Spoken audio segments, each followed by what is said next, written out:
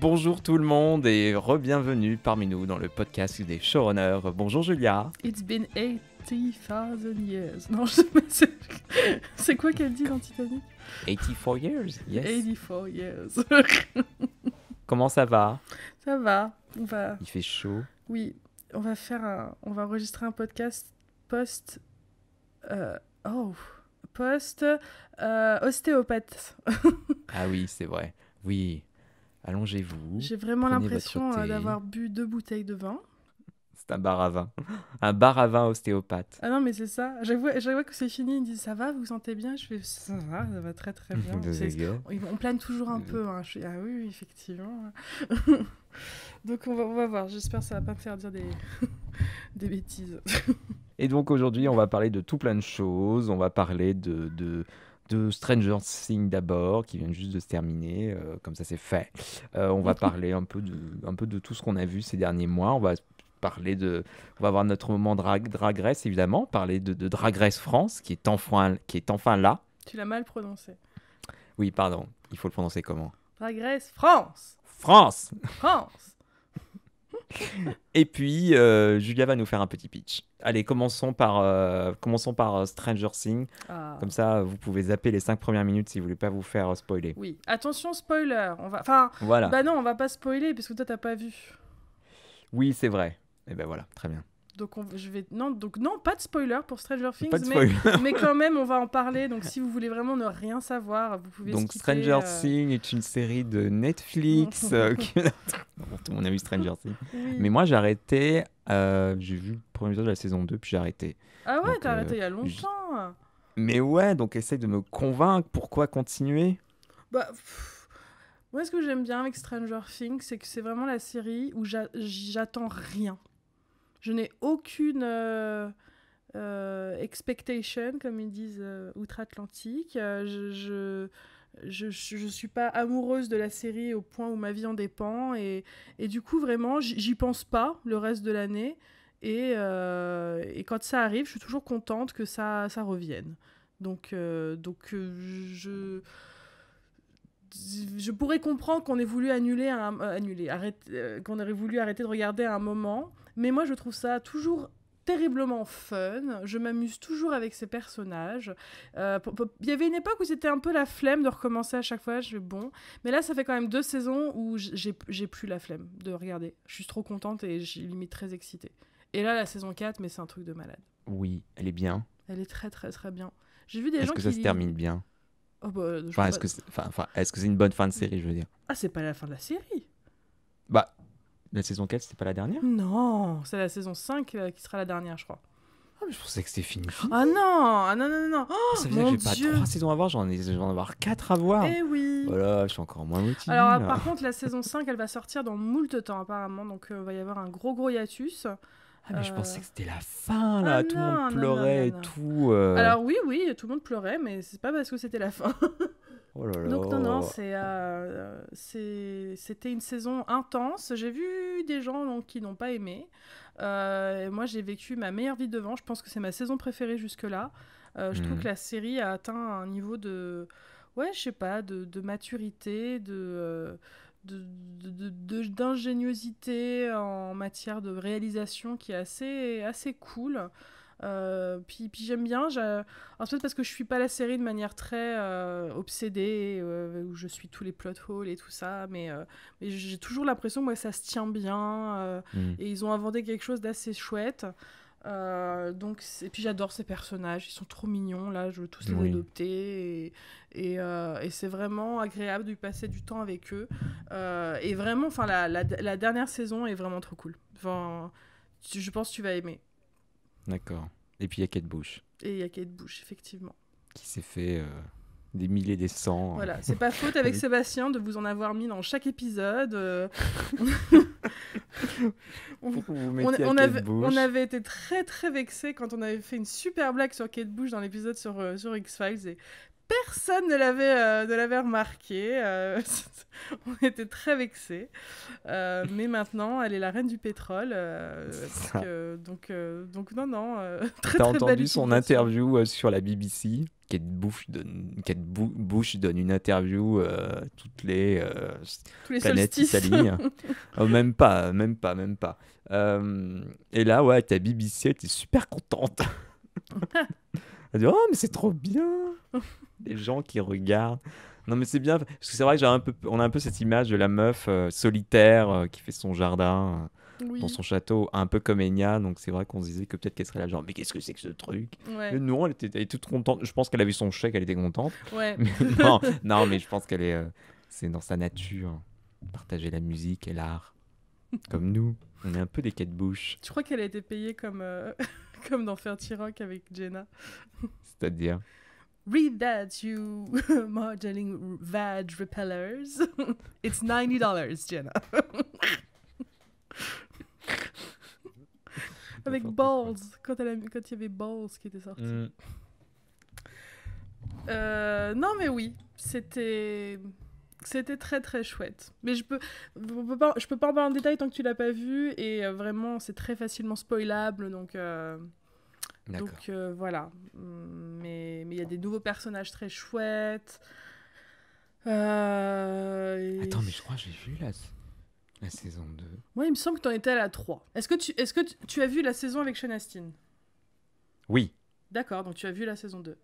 D'accord. Ah bah que ça me fait plaisir de savoir. Donc tu n'as que 2 saisons à rattraper. D'accord, très bien. Ok, très bien. J'ai vu la saison 2. Sachant que les épisodes de la saison 4 font en moyenne entre 1h30 et 2h20. Oh non, mais stop, mais j'ai pas le temps, moi. Ah bah, il faut le trouver. C'est fini. Ces espèces de séries sont trop longues. Mais j'avoue, par exemple, là, pour le dernier épisode de la saison, heureusement que l'épisode faisait 2h30. Sinon, ça aurait eu zéro impact émotionnel. 2h30. Ouais, mais tu le vois pas Ok. passer. Tu le vois absolument pas Bien. passer. Ça aurait pu durer 4 heures, que ça m'aurait pas dérangé. Donc regardez Stranger Things. Ce n'était pas la dernière saison. Sachez-le. Voilà. C'est vrai, je crois que le monde entier avait oublié cette information. Du coup, j'étais persuadé que c'était la fin. Bah, ça laissait entendre, je peux comprendre. Mais voilà, très chouette saison, je me suis follement amusée.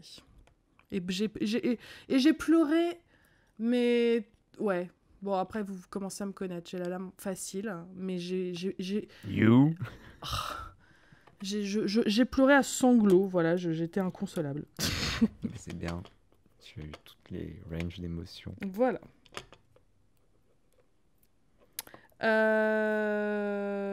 Quoi d'autre? Tu veux qu'on enchaîne avec Dark Race ou tu comptes un peu encore? Je veux pas qu'on fasse Drag Race à la fin, comme ça on fait tout Drag Race. Si.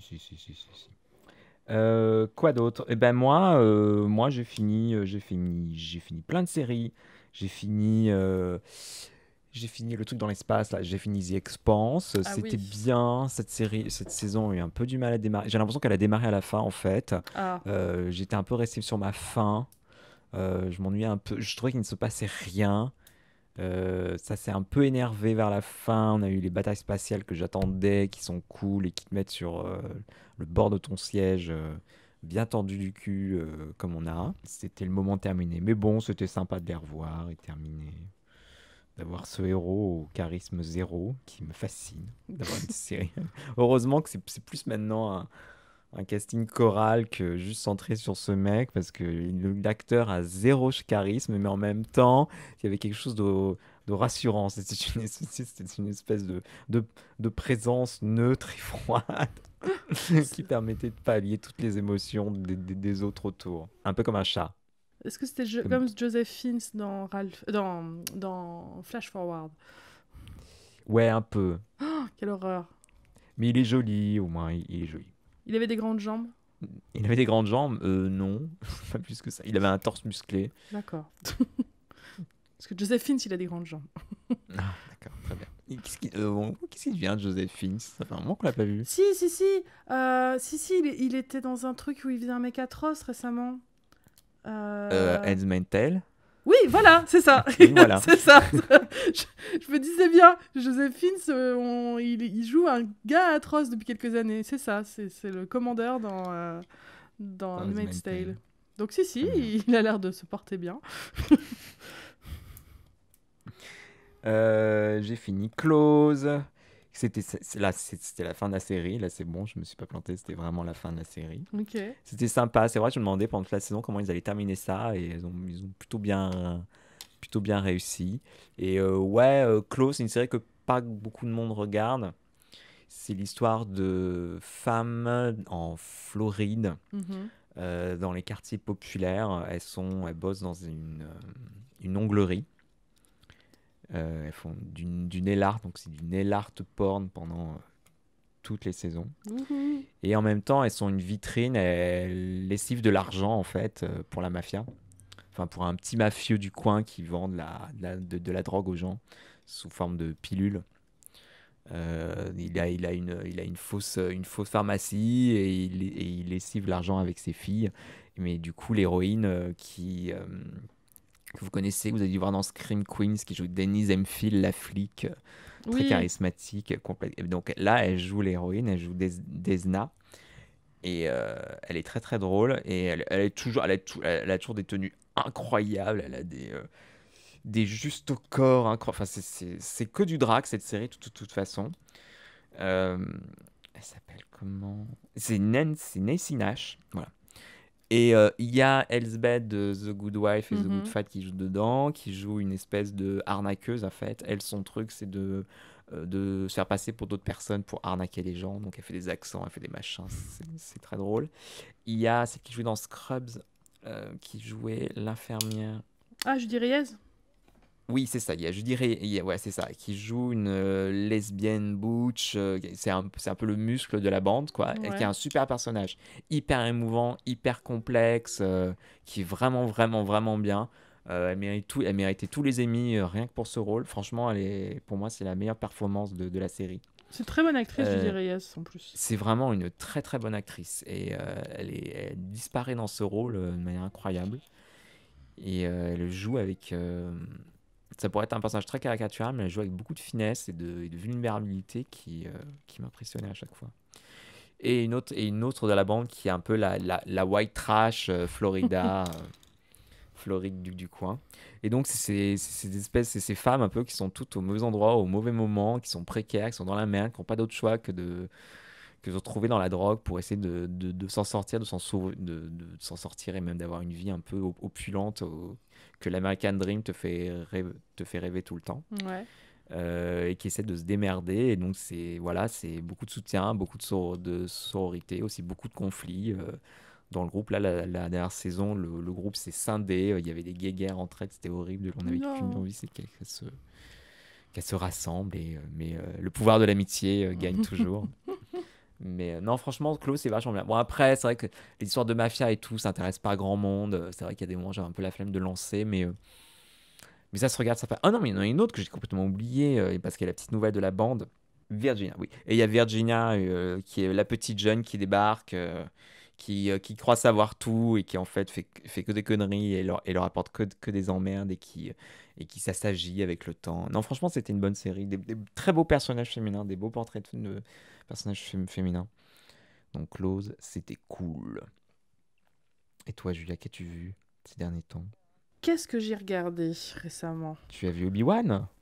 Oh là là, oh oui, j'ai vu Obi-Wan. Ah, Euh, c'est pas tant mieux. Bah, en fait, alors je veux pas me faire descendre hein, pour mes takes sur Obi-Wan.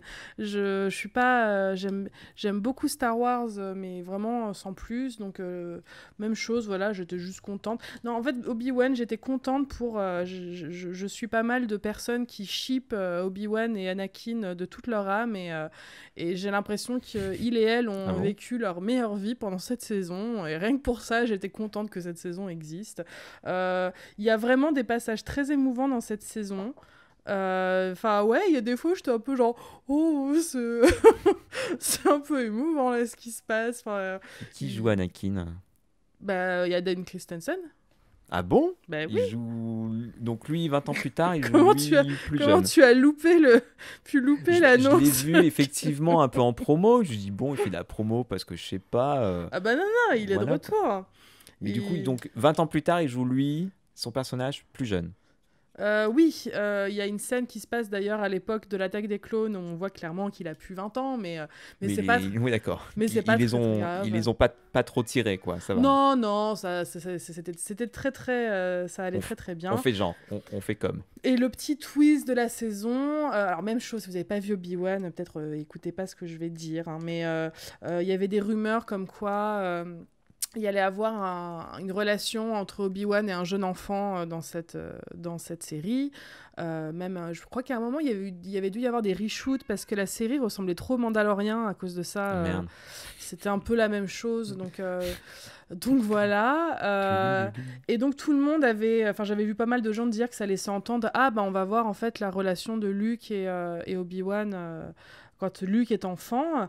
Et en fait, pour moi c'était vraiment un petit twist. Et c'est pas du tout Luke en fait, l'enfant c'était Leia. En fait on suit Leia qui est toute petite, qui a 10 ans je crois. Et elle se fait kidnapper dans la course-poursuite la plus mal chorégraphiée que j'ai jamais vue à la télévision. Mais elle se fait Mais kidnapper. alors attends, du coup, les scènes avec Anakin, c'est dans le passé parce qu'Anakin n'a jamais connu Leia. Il a jamais été vivant en même temps que Leia. Enfin, Bah si. si. Enfin, oui, en Dark Vador, Ah mais oui, pas oui, en. oui, oui. Oui, oui, il y a effectivement, en fait, avec Hayden Christensen, il y a soit des flashbacks, D'accord, euh, ok. C'est soit pas une des... série sur Obi-Wan et Hayden Christensen qui vont faire une aventure, quoi. Ah non, non, non, non, non. Ça se passe Ah, vraiment d'accord. 10 ans après la revanche des Sith. Et en gros, Obi-Wan est forcé de sortir de son exil pour aller sauver Leia qui a été kidnappée. Et Ah du oui, coup, il effectivement, ça fait un peu trop recroise... Mandalorian. Voilà. Et donc leur relation est très mignonne. Je trouve que la gamine qui joue Leia est choupinette, mais je sais pas si elle était peut-être pas très bien dirigée des fois. Je trouve que c'était... Je sais pas, c'était bizarre des fois son jeu. Mais j'ai adoré le personnage de la méchante qui s'en est pris apparemment plein la figure par les fans. Enfin bon, j'ai l'impression que c'est vraiment un leitmotiv obligatoire à chaque fois maintenant que les fans s'attaquent à des nouvelles actrices racisées. C'est toujours la même chose. Et c'est vraiment... en plus, son personnage est incroyable, je trouve. Elle le joue hyper bien. Elle a un costume de dingue. Enfin, vraiment. Elle était vraiment. La série avait des défauts et elle était certainement pas un des défauts de la série pour moi. Au contraire, au bout d'un moment, je lançais presque la série juste pour la voir. Mais donc oui, c'est ce qui m'a déçu. En fait, je crois que c'est la série réalisée par Deborah Chow qui a réalisé pas mal de mes épisodes préférés du Mandalorian. Et il y a des très très beaux moments de mise en scène. Il y a vraiment des fois où la mise en scène était très très bizarre. En fait, j'avais l'impression, surtout au début, que la série était toujours au ralenti. Mais vraiment au ralenti physiquement. Tout le monde faisait des gestes lents, le rythme était mou. Même les combats étaient lents. Enfin, je sais pas. C'était un peu, tu sais, quand tu vois quelqu'un répéter des combats, c'est genre ha, ha, ah, je sais pas. C'était très très bizarre. Il y a aussi des moments où, en règle générale, je trouve que l'espace les décors étaient un peu utilisés de manière étrange. Les personnages font des actions. Pourquoi vous faites ça? Enfin, c'était très très étrange. Et pas mal de fois, la série m'a laissé très dubitative à cause de ça. Et où j'ai pas... C'était pas comme le Mandalorian où tu te poses devant, où c'est smooth, quoi. C'est genre, ouf, tu sens que c'est bien pensé, c'est bien ficelé. Là, tu sentais que ça pédalait dans le sable un petit peu, je trouvais. Donc voilà. Mais j'ai pas passé un mauvais moment. Je te dis, j'ai même été assez émue parfois. Puis je me rends compte que, et vraiment, vraiment, hein, je suis désolée, mais j'ai toujours eu l'impression, je sais pas toi, quand tu regardais la prélogie, j'ai toujours eu cette sensation que Ewan McGregor, pareil, était un peu mou dans le rôle de Obi-Wan, où j'ai l'impression qu'il a l'énergie d'une personne qui est sortie de sa douche et qui a sa serviette autour de soi et qui attend, tu sais. Tu sais, moi, quand je sors de ma douche, je me mets dans mon serviette et tu sais, je reste au moins 2 minutes comme ça, rien faire, Oui. le temps de me réchauffer. Et j'ai l'impression qu'Ewan McGregor en Obi-Wan, c'est comme ça tout le temps. Et il avait un peu cette même énergie, tu sais, emmitouflé dans son grand, dans son grand manteau comme ça, à pas faire beaucoup de gestes. Et peut-être que c'est ça qui rajoutait au côté un peu mollasson de la série des fois. D'accord. Mais donc voilà. Euh, mais il y avait des très très belles scènes. Je suis désolée, je suis complètement stone. Et du coup, Boba Fett, c'est bien Boba Fett. Oh, je veux même pas en parler. Commencez Mais à partir de l'épisode 5, quand le de voilà. Mandalorien revient. Voilà. Parce qu'effectivement, Boba Fett, c'est la saison 3 du Mandalorien. Enfin, c'est la saison 2.5 du Mandalorien. Et du coup, honnêtement, moi, j'ai commencé à partir de l'épisode 5. Du coup, il parle plus de Boba Fett. Si. Et du coup, je comprenais pas, mais c'était pas très très grave. Je crois que Ils le se sont pire... rendus compte qu'ils se sont dit merde, tout le monde s'en fout de Boba Fett. Bah, franchement, c'était un peu ça. Enfin, je sais que moi, j'aime pas Triste. ce personnage plus que ça, et ça m'intéressait pas forcément. Et j'avais pas eu des très bons retours en plus. Et du coup, j'ai vécu des choses sans contexte, parce qu'évidemment, il y a des personnages de Boba Fett qui apparaissent même à la fin de la saison. Et je me souviendrai toujours ce moment où il y a un gang, euh, on aurait dit des Power Rangers, ils avaient des scooters version Star Wars de chaque couleur. Il y en avait un rouge, un jaune, un bleu, un violet. Et je me souviens toujours, ils débarquent comme ça, ils sont vraiment habillés. En plus, comme c'est réalisé par Robert Rodriguez, on avait vraiment l'impression qu'ils sortaient d'un film de Spy Kids. Et vraiment, ils ont débarqué, mais sans contexte, face à moi. Et j'étais, mais qui vous êtes, enfin, d'où vous sortez? Qu'est-ce que vous foutez dans cet univers? Vous n'êtes pas du tout raccord avec ce qui se passe. Passez-moi ces uluberlures, je veux Mando et Baby Yoda. Bref. Par contre, très beau thème musical. J'écoute souvent la BO de Boba Fett. Très bien. Dom, dodom, dom, dodom, dom, dom, dom, dom. Dom, dodom, dom, dodom, dom, dom, dom, dom. Bref, voilà. Cette année, on a dit aussi au revoir à une série qu'on aime beaucoup, qui est Grace et Frankie. Oh. Oh. Oh. Aïe. Je m'en suis cognée. C'était extraordinaire. Oh bah oui. Bah oui, c'était triste. Ah bah franchement, la dernière saison, j'avais pas encore pleuré devant Grace et Frankie, et là ça y allait, mais régulièrement pendant la saison, il y avait un moment où il était bon de pleurer, parce que Oui. non, puis tu peux pas t'empêcher de faire la série assez forte pour faire des parallèles avec la réalité. Il y avait tout cet épisode où Grace parlait de son père, et tu sentais tellement les fois où c'était Jane Fonda qui parlait de son propre Oh père. Et du putain, coup, j'avais pas c'était. fait le lien. Oh merde. Ah bah si le monologue où elle parle de son papa, il fait « Mon père, il était très important pour beaucoup de gens, et moi, je veux suivre ce qu'a fait mon père, et tout ça. » Oh merde, j'avais pas capté, putain. Oh le nul. Ah mais c'est encore plus triste. Mais oui, c'est encore plus triste. Oh non, it got sad.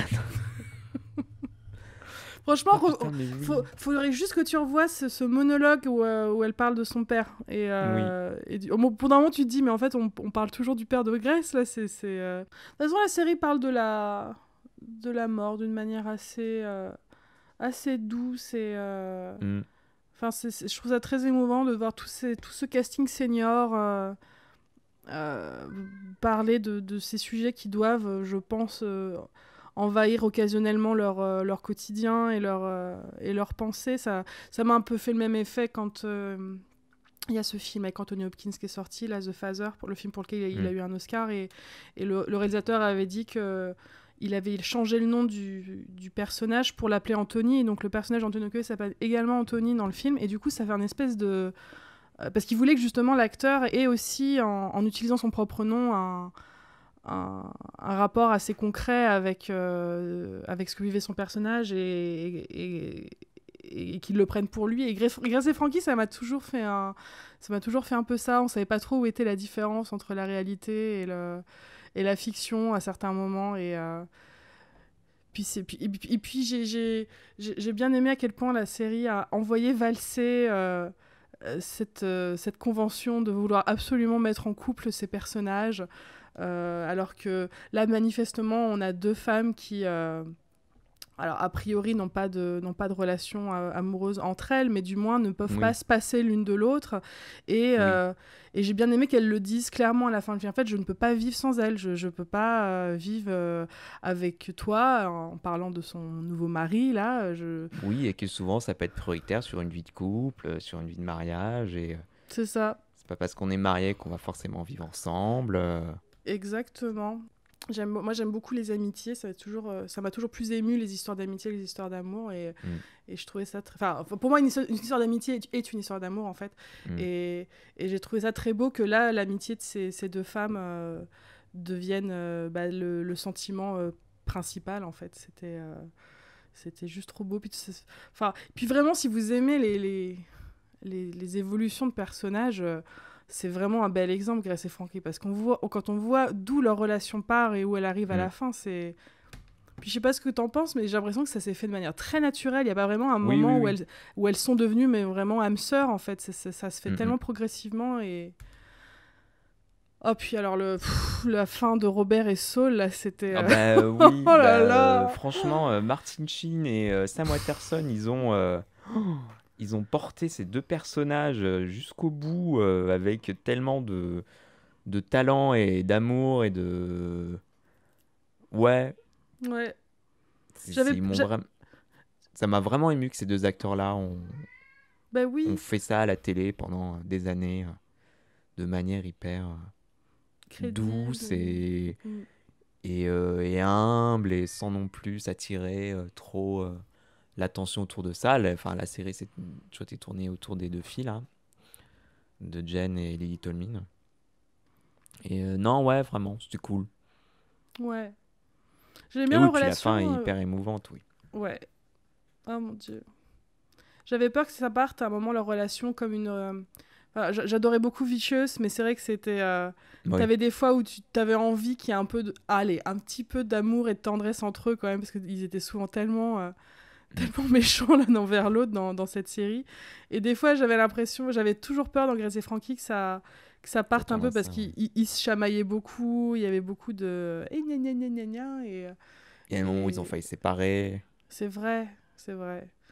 Mais là, du coup, on a un couple gay qui tient pendant 4 saisons. Ce Oui, qui est rare. c'est ça. Puis ils sont là dès le premier épisode. C'est pas même pas Oui, c'est arrivé ça. plus tard. C'est... Quel pitch incroyable quand même de cette série. Oui. Et Et puis, il y a les enfants qui sont... oui, oui.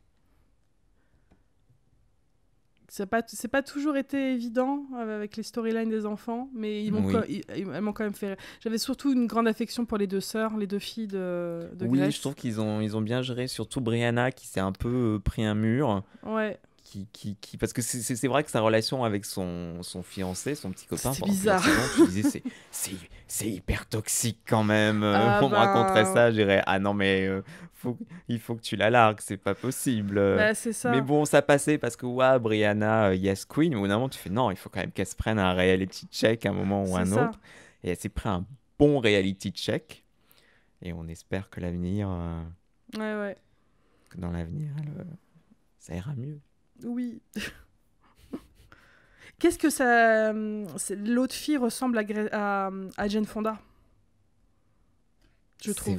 C'est vrai maintenant que tu le Je dis. trouve qu'à Mallory. chaque fois que je vois Mallory, à chaque fois que je vois son visage, je me dis, mais on dirait vraiment Jane Fonda jeune. C'est assez Putain, c'est impressionnant, vrai. je trouve.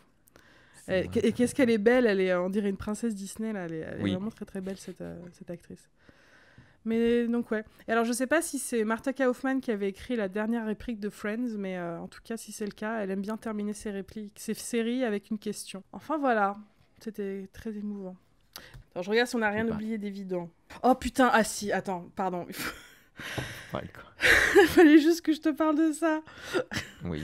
J'ai regardé The Staircase. Alors, oui.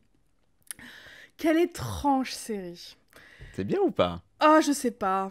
Je sais Ah ouais? pas, c'est très très bizarre. C'est le genre de série qui aurait pu arriver à un level saison 1 de American Crime Story, Mhm.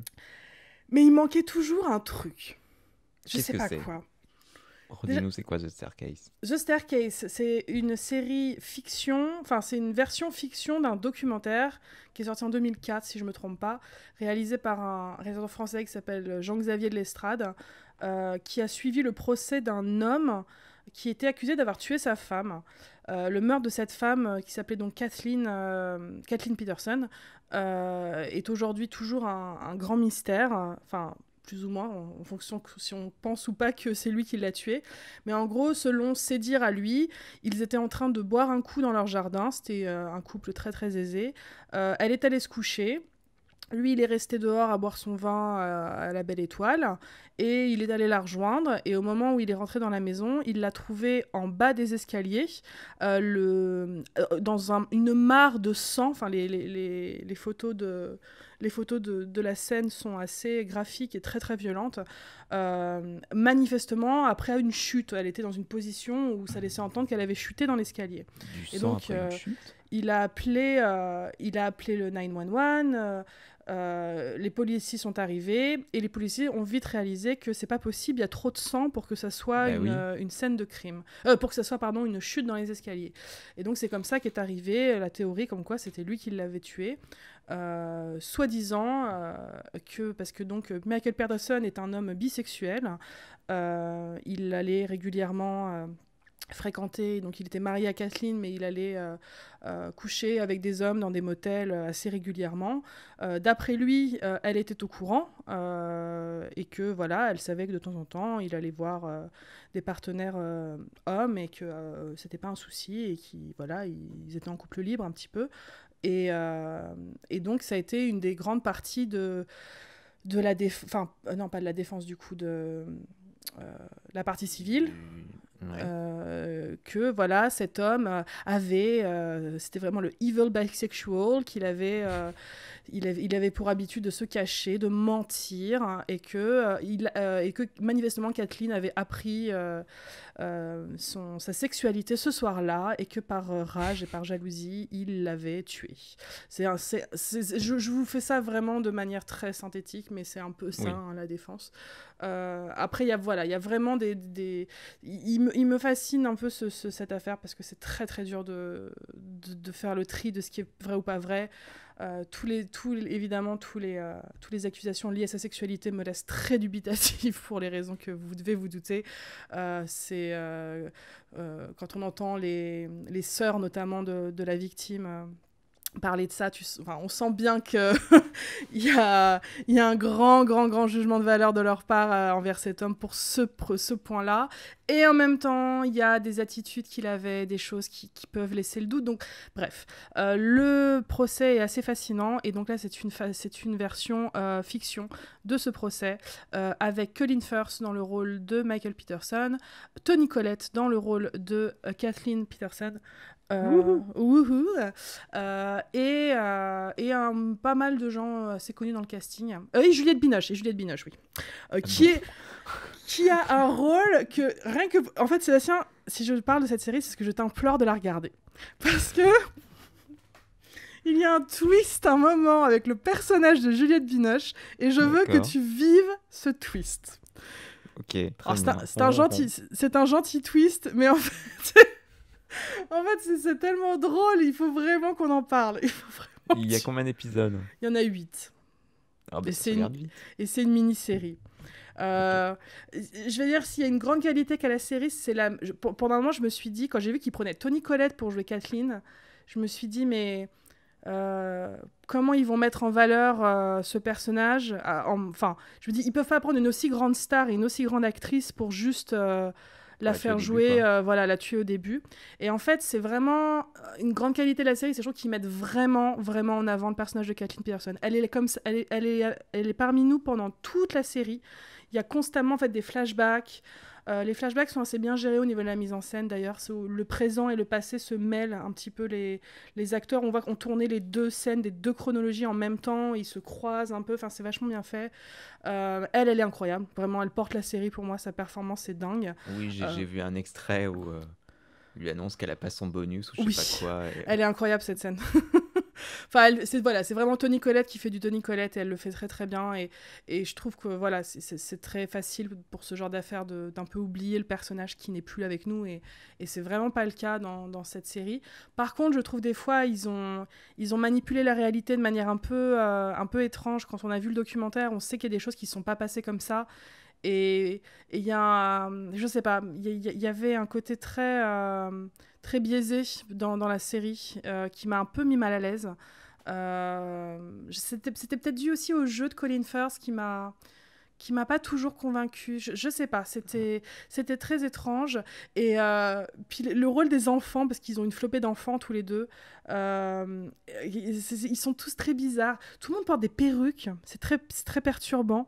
Tu verras, il y a souvent, parce que ça se fait sur plusieurs années, les enfants ont des changements capillaires, mais hilarants. Il y a un moment où il y a une scène qui est super triste à la fin, enfin un peu intense, et t'as les deux sœurs qui arrivent, dont une qui est jouée par Sophie Hunter, elle s'appelle Turner. Hunter, c'est la meuf c'est la femme de Benedict Cumberbatch. Donc il y a des scènes notamment avec Sophie Turner qui joue elle a une sœur dans la série, et où elles arrivent pour la dernière audience ou je sais pas trop quoi, et elles se sont toutes les deux fait des mèches en vert fluo. Enfin, c'est très très bizarre. Tu dis pourquoi ça sort de nulle part.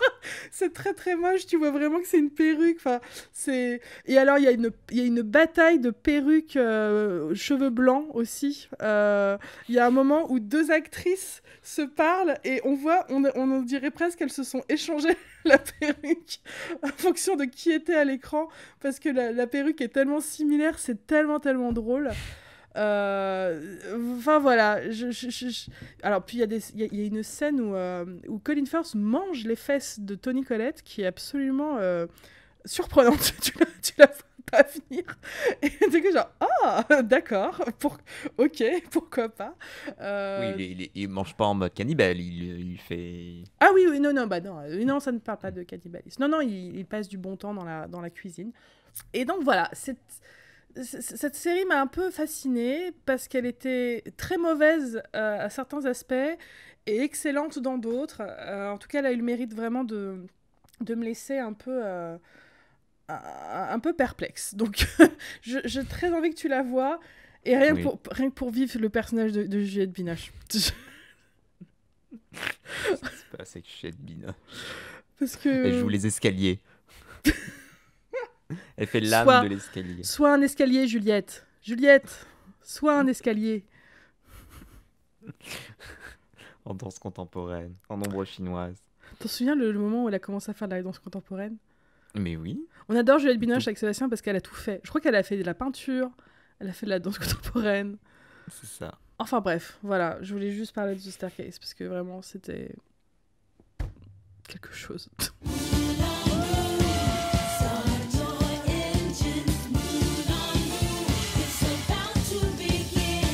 Donc, Drag Race, c'est parti. Donc, Espagne, on a vu, c'est fait. Donc, nous avons le All-Star numéro 7, où nous avons plusieurs gagnantes, uniquement des gagnantes qui se mettent en compétition pour savoir quelle est la meilleure des meilleures, la meilleure des drag queens, des meilleures drag queens, qui est un format plutôt sympa, puisqu'aussi on a appris qu'il n'y avait aucune élimination cette année. Donc, on les garde vraiment jusqu'au bout, ce qui est plutôt bien. Ça aurait été un peu humiliant qu'une gagnante perde devant nous, et du coup c'est une espèce de contrôle continu pendant toute la saison.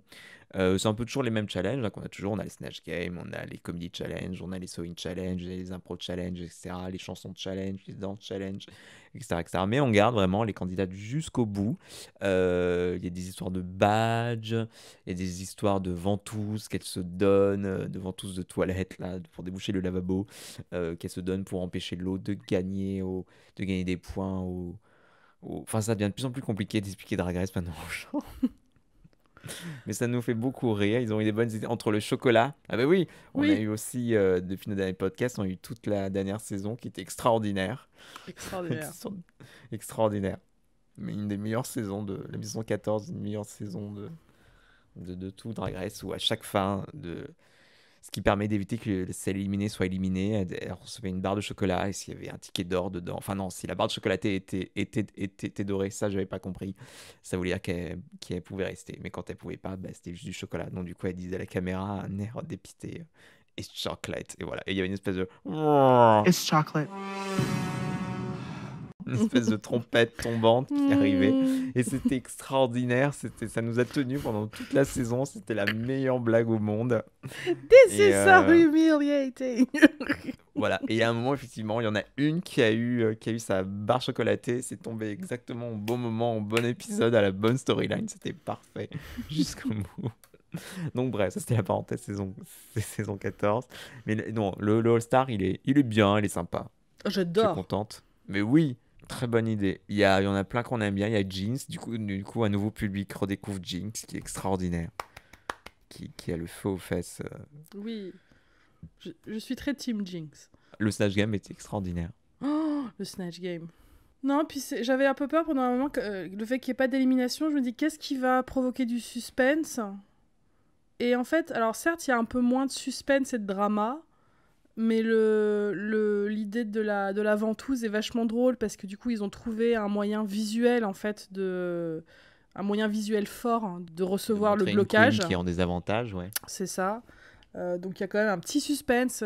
Puis au début, je pense comme elles arrivaient toutes un peu à un pied d'égalité, on s'en fichait un petit peu. Mais là, comme la compétition avance, on commence à retenir qui en est à 2 badges, qui en est à 3 badges. Et là, ça commence à avoir des vraies conséquences, qui est bloqué ou qui est pas bloqué. Bah, j'attends le moment où une queen va avoir tellement de retard qu'elle ne peut plus gagner. Bah, c'était ce que je pensais qu'allaient être les limites de ce système. Je me dis, est-ce que ça va pas être du coup impossible à un moment pour une queen de se rattraper. C'est pour ça que je me demande si à la fin il va pas avoir une espèce de truc de la dernière chance. Pour moi, à un moment, il va y avoir une épreuve qui te fait gagner 2 badges d'un coup. Oui, ouais. Je pense qu'ils vont faire un truc comme ça. Puis après, je pense on voit vraiment que c'est une saison qui a été préparée à l'avance, elles sont pas que candidats, tu vois qu'elles sont partenaires en fait avec la prod, je pense dans ce qui se passe. Le fait qu'elles reçoivent aucune critique négative, c'est pas que parce qu'elles sont extraordinaires. Je pense aussi que ça a été négocié comme ça. Tu penses ? Bah... Moi, je pense que c'est juste le mood. Comme personne peut être éliminé, tu peux pas donner de critique négative. Pour moi, le fait qu'il y ait eu 0 critique négative depuis le début est un peu étrange.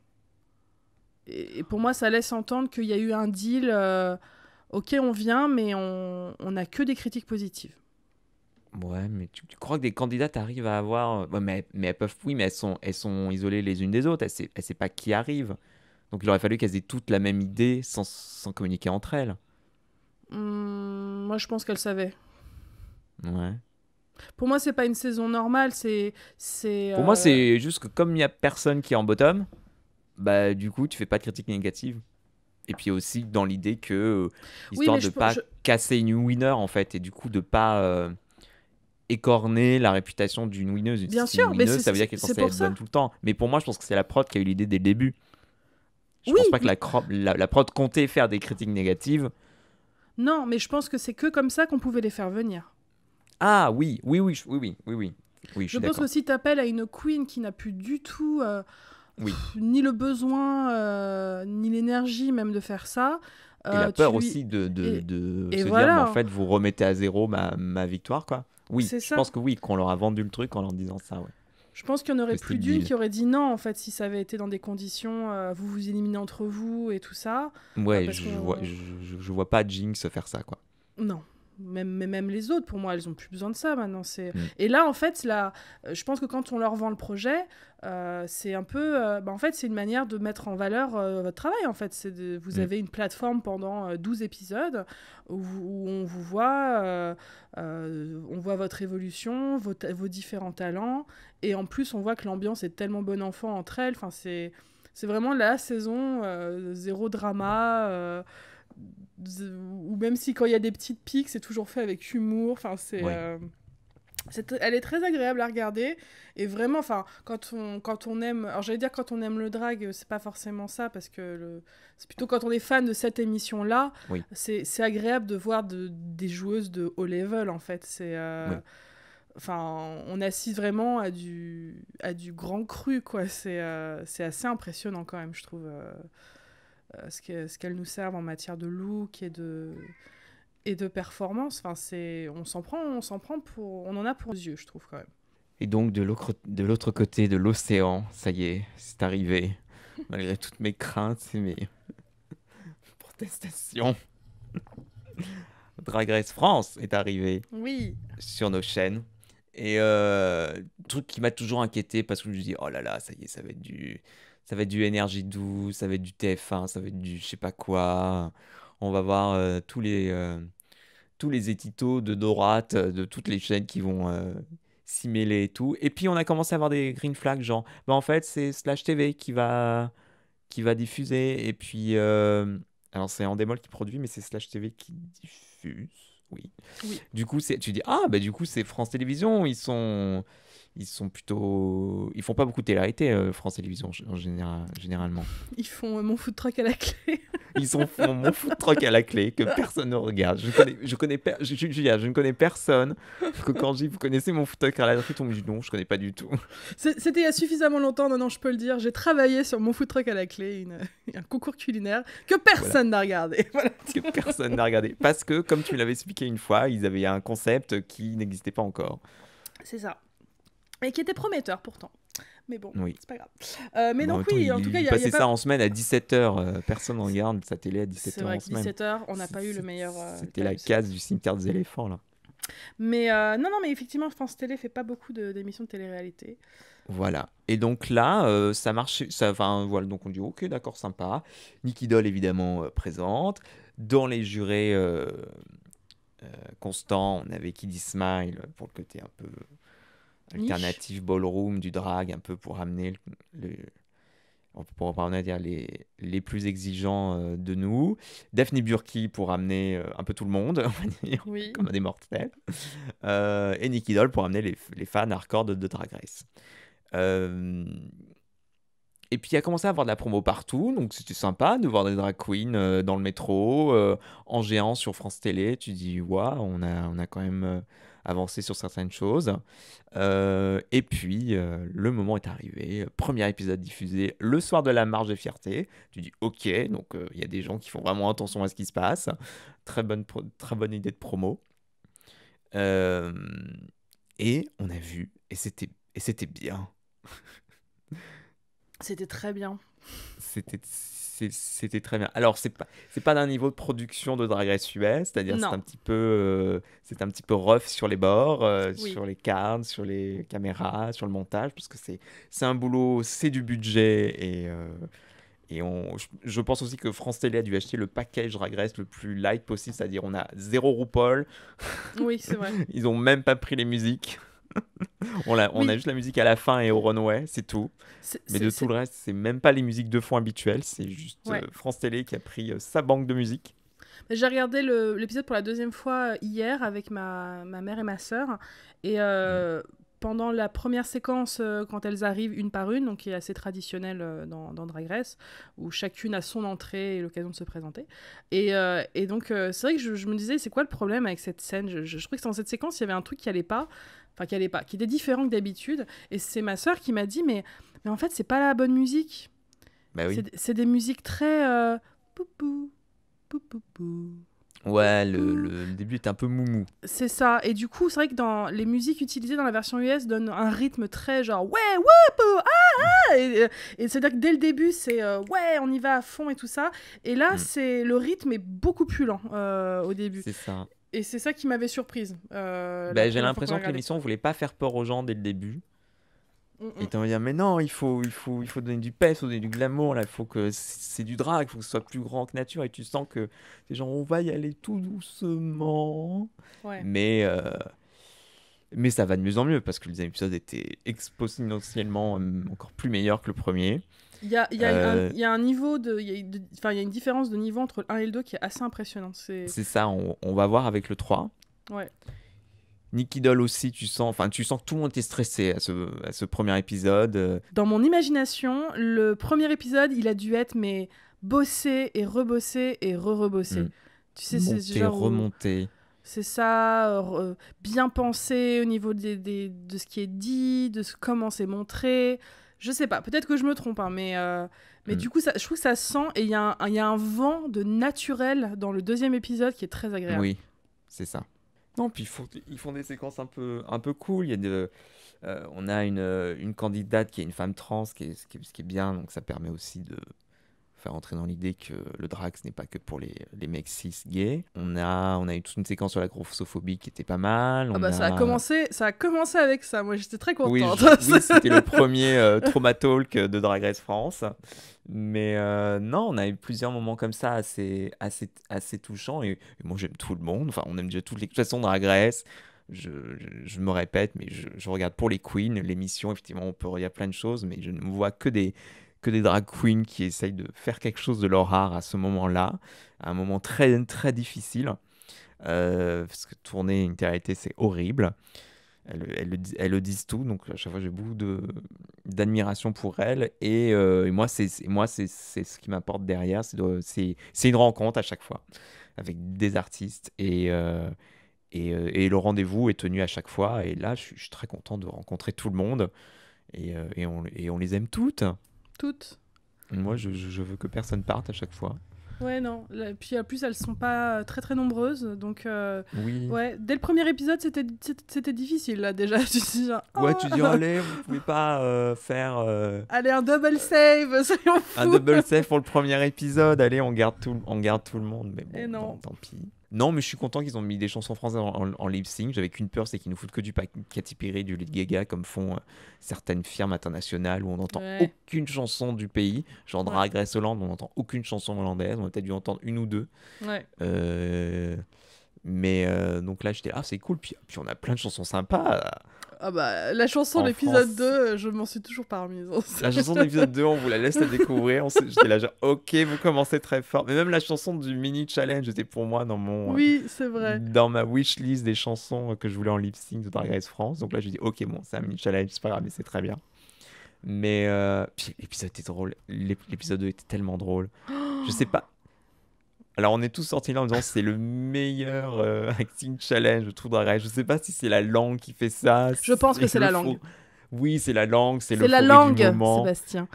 Oui, c'est la langue. C'est la langue qui fait ça. Si c'est l'euphorie du moment, si c'est... Ils ont fait une espèce de parodie de 10%, alors je trouvais qu'il n'y avait rien de 10% derrière. C'était juste un prétexte. C'est juste un prétexte pour que les gens regardent 10% sur France 2, parce que c'est juste une histoire de casting, hein. C'est tout. D'une agence qui cherche un casting. Mais c'était trop. Puis il y avait Marianne James, c'est tout. Ouais, qui donnait des bons conseils d'acting, c'était très agréable. Oui, mais... C'était très drôle. C'était tellement drôle que je l'ai revu une deuxième fois. Genre on a fini l'épisode et j'ai rebobiné, j'ai remis le...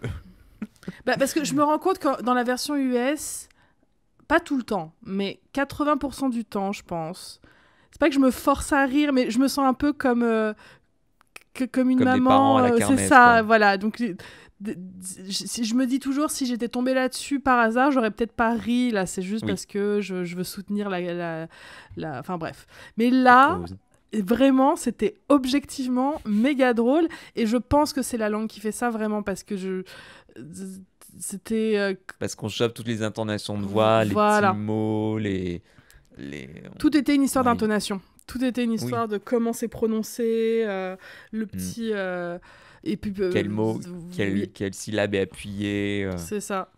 C'est ça. Donc non, c'était trop drôle. Et honnêtement, alors, il y en a qui se sont fait vraiment critiquer, mais pour moi, elles étaient toutes drôles. Il y en a aucune qui m'a pas fait rire. Même celles qui se sont pris des critiques négatives, je dis bah non, moi je les ai trouvées trop marrantes, mais bon, c'est pas grave. Pas d'accord. C'est ça. Invitez-nous, on va être insupportable, on aura zéro critique. Tout le monde est parfait. Tout le monde est parfait, putain, ça sert à rien. Vraiment du très très bon cru. On les suit déjà toutes sur Instagram. Elles sont toutes merveilleuses. On a hâte de voir la suite. Oh, le premier photoshoot. Les danseuses de flamenco qui débarquent. French Cancan. De French Cancan qui débarquent. Oh, on t'a perdu. Ah non, mais le running gag de leurs cris qui arrivent de derrière les rideaux, mais j'en pouvais plus. En Moi, je les imaginais, tu sais, faire leur show, aller se recacher, refaire leur entrée, puis aller se recacher, refaire leur entrée. C'était trop drôle. L'énergie. Enfin bon. Non, donc non, on est plus que ravis, c'est extraordinaire. Voilà, ça va nous accompagner tout l'été, c'est parfait. Parfait. C'est parfait. C'est parfait, France TV, bravo. Puis elle gagne un voyage, quoi. Oui, j'aime bien parce qu'à chaque fois, tu sens qu'ils n'avaient aucune idée de qu'est-ce qu'elles allaient gagner. Et donc, tu as juste Liquidol et tu vas Qu'est-ce qu'elles gagner aimeraient. ça. Ouais. Elle Oui. pointe du doigt et là, il y a un montage. Mais tu sens qu'au tournage, il n'y avait rien. Tu dis, bah, Ouais. on te dira ce que tu gagnes après. Et du coup, les queens font semblant, genre, oh, ça a l'air trop bien.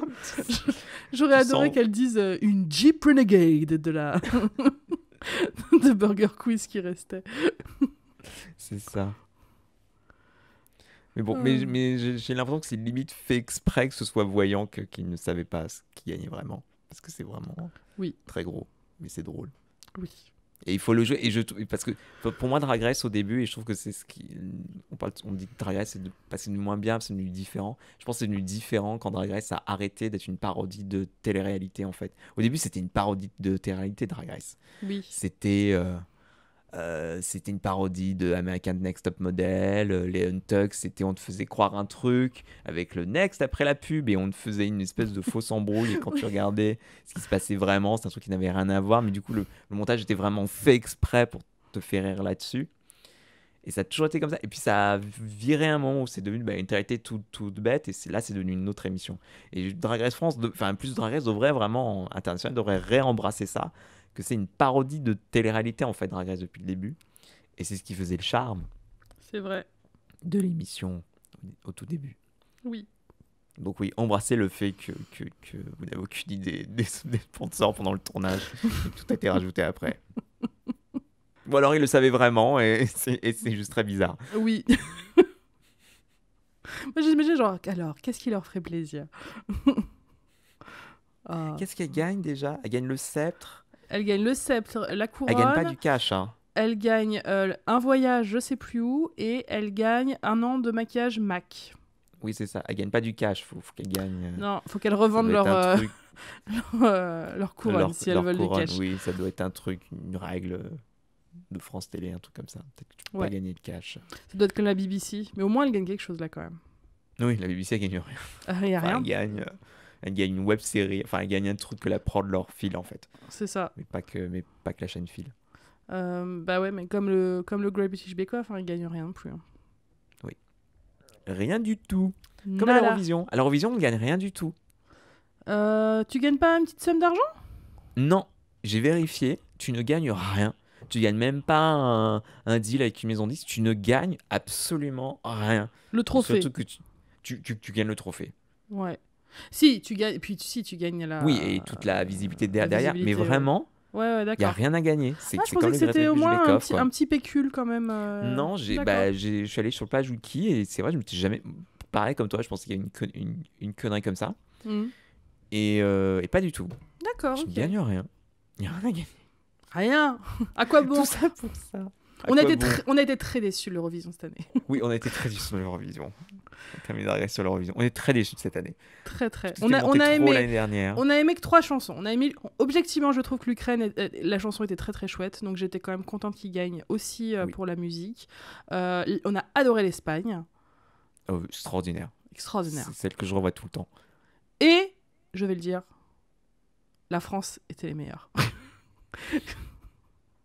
Je pense qu'ils n'ont pas été aidés par la mise en scène. Non, il s'était pas très bien filmé. C'était trop Ça partait rapide. alors que c'était juste. Attends, ils étaient 3, c'est ça, hein? Oui, mais il y Ils avait les étaient danseurs. 4. Mais ils sont 3. En fait, Ils sont quatre. il y avait 3 chanteuses, le chanteur et la danseuse. Ben, je pense qu'il aurait fallu filmer juste tous les 4 là qui imposaient tous leurs trucs à la caméra. Et là, la caméra est partie dans tous les sens. Ça tournait. Il y avait des runes sur le sol. Il y avait des flammes. Non, c'est ce qui faisait la puissance. C'est juste ces 4 bretonnes là, un peu comme un début d'armée là, qui lancent leur truc. Et là, ils sont partis dans un délire. Ouais, je suis d'accord. Pour moi, c'est la mise en scène aussi qui les a tués. Ouais, c'est ça. Et t'entendais pas si bien. Enfin, alors le son était nul à chier. Oui, Des 3 lives que j'ai vus là, ouais, c'était pas ouf cette année. Mais c'était dommage parce que franchement, c'est la première fois, je crois, que de toutes les années que je regarde l'Eurovision où j'aimais objectivement autant la chanson de la France. Bah oui, puis ils Euh, ont fini dans les derniers, ce qui n'avait aucun sens. Bah ouais. Et par C'est par trop contre, j'ai bizarre. vu ils sont premiers pour les chansons écoutées sur Spotify depuis l'Eurovision. Et ben voilà. Parce que les gens ont compris que c'était chouette. Bref, ce sera peut-être Bref, mieux l'année prochaine. oui. Que ce sera peut-être en Angleterre. Ah oui, c'est vrai. Oui, parce que du coup, je me demandais, Bah, ça c'est pas peut trop se loin d'aller faire en en Ukraine. Ukraine, et du coup, normalement, quand une ville, enfin un pays, ville peut pas, enfin quand un pays peut pas, bah, C'est c'est le le... suivant qui prend. D'accord, ah oui. Ah oui, l'anglais, là, ils ont tous adoré. Oh putain, si on fait ça en Angleterre, c'est gênant, quoi. Toute l'Europe qui arrive. Bonjour. Bonjour. Ah bah non, pas vous. Bah oui, mais on est censé venir. Oh là Quelle là. rédemption Oui. de l'Angleterre au niveau de l'Eurovision, qui était toujours dernier. Ah, ils ont soutenu ce poulain, mais de toute leur Mais je sais âme. pas pourquoi, alors qu'il est. C'est peut-être parce qu'il ressemble à un Suédois, ça perturbait tout le monde. Je peux trouver la chanson, c'est extraordinaire. Bah, c'est ça. En fait, je voyais pas ce qu'il avait de mieux que les gars qu'ils envoient habituellement, parce que c'est pas que c'est Oui. nul chaque année l'Angleterre, c'est plutôt sympa. Mais là. Je l'ai pas trouvé différent des autres des autres qui ont fait un mauvais score. Non, mais de toute façon, on a compris qu'avec les années, il faut arrêter de comprendre les votes à l'Eurovision. Ça n'a Il faut arrêter de comprendre aucun les votes à sens. l'Eurovision. Il faut arrêter de dire oui, c'est tel genre qui gagne. Non, non, il y a tout. C'est quoi le Oh, c'est rapport entre l'ordi, entre le gagnant de l'année dernière, les gagnants. Il y a zéro rapport entre les gagnants. Et c'est ce que j'adore dans l'Eurovision. Il y a. L'Eurovision, tu peux tomber sur une gamine qui chante toute seule une balade qui n'a aucun air et tu te dis non mais ça et la gamine elle arrive troisième. Enfin c'est vraiment vraiment très C'est étrange. La seule constance, plus ou moins, c'est que ceux qui commencent ont du mal à gagner. Oui et nous on Quand- a commencé. On était au début. C'est ça. Et parce qu'au début, les gens sont pas devant la télé tout de suite. Enfin, un premier, c'est vraiment la place du mort. Ouais. Attention l'année Mais. on a commencé, on a plombé l'ambiance Ouh, bah ouais. avec la chanteuse qui chantait très bien la pauvre en plus. Mais Oui, c'était mais on a mis c'était des rough. mystères, on a mis des photos de morts. villes, de villes en ruine et tout. Non, franchement, on a fait l'ambiance. Oh là là. Voilà. Mais avec, Voilà.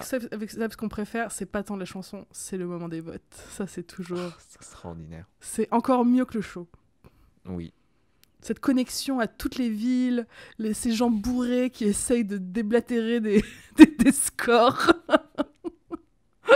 T'as vu qu'il y a des villes où on n'a pas eu, enfin des pays où on n'a pas eu le Oui. score parce qu'ils ont été disqualifiés. Enfin, pas qu'ils ont été disqualifiés, mais alors j'ai pas compris. Alors peut-être pas rentrer. C'est des trucs je ne connais pas tous les tenants et aboutissants, mais il y avait eu des irrégularités. Alors, je sais pas comment tu vois des irrégularités, mais des irrégularités de score de certains pays aux demi-finales. Du coup, ils ont refusé de prendre les vrais scores à la finale et ils ont fait une espèce de moyenne. Oui, j'avais vu ça, mais du coup, c'est Un super. truc comme ça. Les gens qui présentaient n'étaient pas au courant. Genre, ils l'ont appris au dernier moment. Du coup, Trop on a des chelou. vidéos des gens dans leur cabine speak en mode comment ça, je passe pas en live, mais pourquoi, mais qu'est-ce qui se passe? Très étrange. Trop bizarre. Je crois Et que du les coup- irrégularités qu'ils voyaient, c'est qu'ils voyaient qu'il y avait une espèce de commun accord de peut-être les jurys des différents pays qui communiquaient entre eux, genre je te donne 12 points et tu me donnes 12 points, une connerie comme ça. Je crois que c'était ça. Ouais. Je suis pas sûr. Si des gens ont plus de détails, mais je crois que c'était un délire comme ça. D'accord. Mais ouais, c'était très chelou de voir ces pays se faire ôter le tapis sous les pieds, genre on va donner les scores à votre place. Mais ça a dû forcément avoir des conséquences sur les points quand même. Oh, c'était pas beaucoup de pays, je pense pas que ça aurait eu tant de conséquences que ça. La France aurait pu gagner. Non, la France n'aurait pas pu gagner, Julia, ça n'aurait pas changé ça. Et l'Ukraine aurait gagné quand même, ils avaient une avance de dingue, Non, mais bien sûr. donc ça aurait rien changé.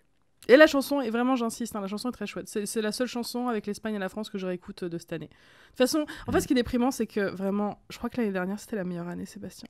J'écoute quoi? J'écoute la République tchèque. Ah oui, c'était bien la République tchèque. Et oui, ils avaient bien commencé. Ouais, non, l'année dernière, il y avait presque rien à jeter. Enfin, c'est celle où j'ai La je réécoute le playlist, plus de c'est ça. trucs. La playlist de l'année dernière, c'est celle que Je je peux la réécoute, lancer mais, et poser zéro question. mais je me demande si ça réarrivera un jour. Non, puis il y avait que des balades. Il y avait que des balades. Oh, j'aimais bien celle de l'Islande, elle était mignonne, là, les 3 cow-boys là. Oh, ouais. J'aimais bien le Danemark. C'était une balade. Mais oui, il n'y avait que des balades parce que à la demi-finale, personne ne regarde la demi-finale, personne ne votait à la demi-finale. Et il y a une demi-finale où il y a eu beaucoup de balades. Donc du coup, ça a viré toutes les chansons pop. Et puis voilà. Bref, regardez les demi-finales et votez pour les chansons pop, s'il vous plaît. Ça suffit l'abstention. L'abstention à l'Eurovision fait le jeu des balades. Faisons l'union des chansons pop. Merde, l'Irlande était très bien. Elle chantait comme un pied, mais c'était super. Petite Katy Perry, là, elle était un petit juste au corps bleu, là, elle avait tout un décor tout rose. C'était extraordinaire, elle a perdu. Mais moi, j'aime bien découvrir le soir même.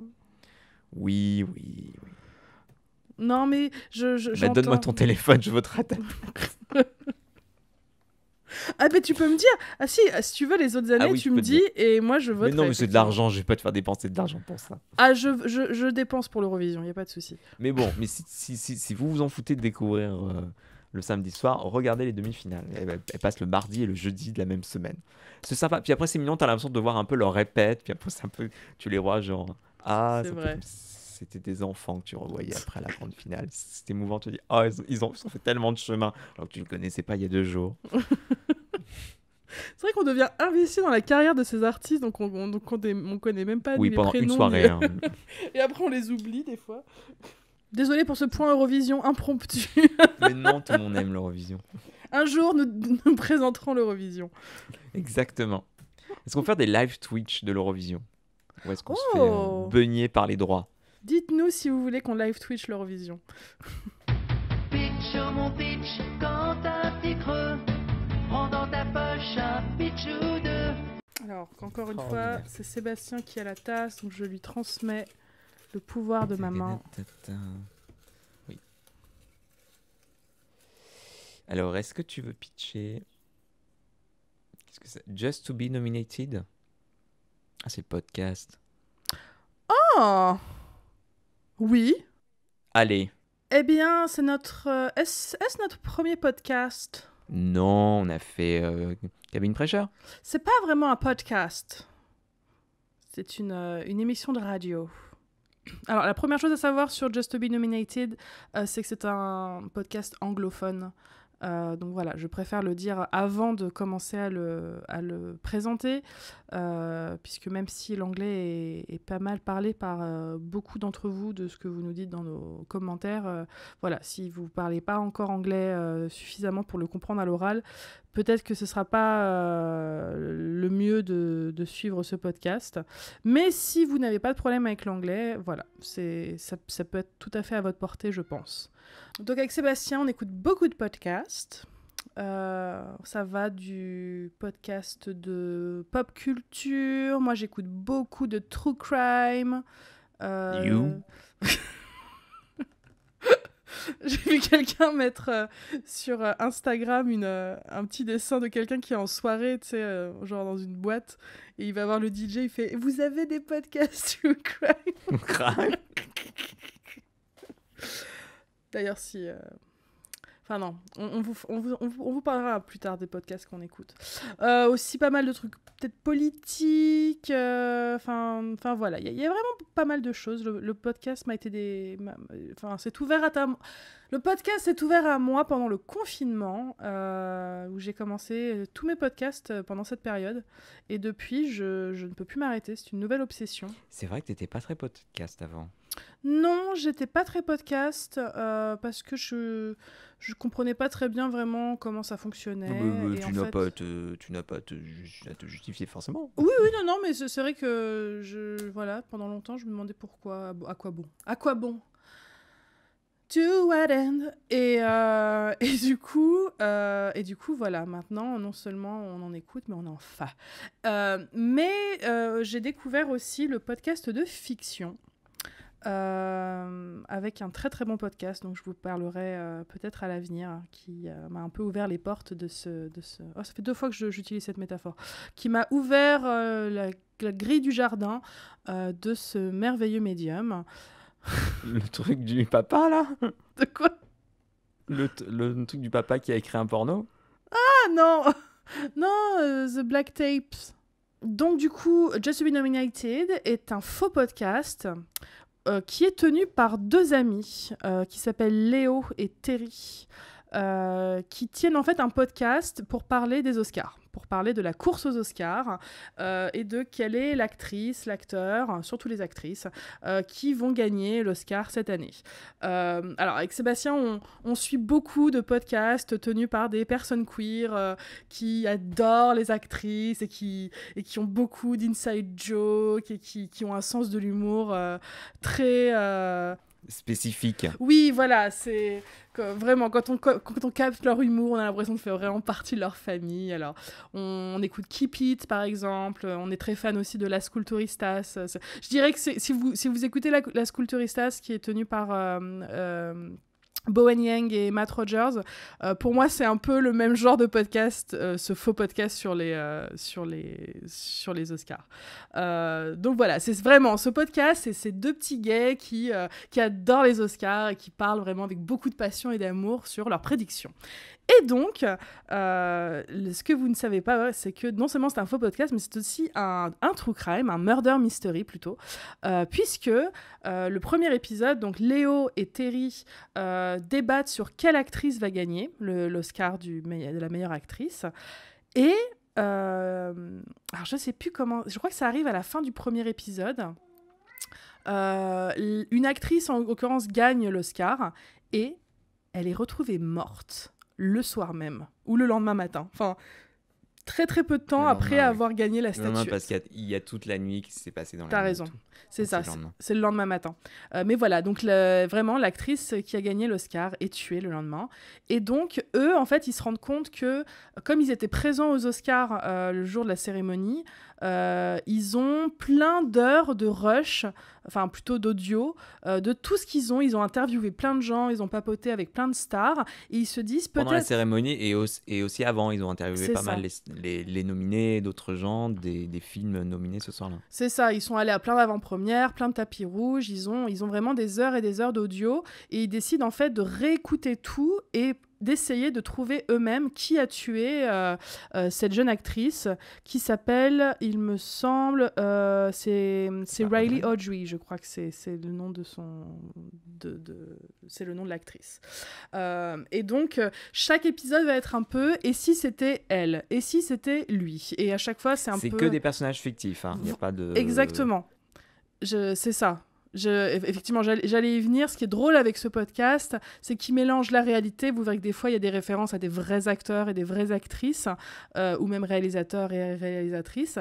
Mais en fait, on sent qu'ils se sont vraiment amusés à créer des fausses célébrités en se basant justement sur des célébrités qui existent vraiment.